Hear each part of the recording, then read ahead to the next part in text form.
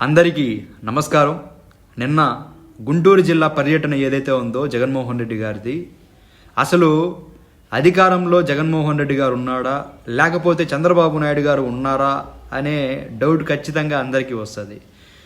జగన్మోహన్ రెడ్డి గారి కోసం కేవలం జగన్మోహన్ రెడ్డి గారిని చూడడానికి వేలాది మంది జనం అక్కడికి రావడం జరిగింది.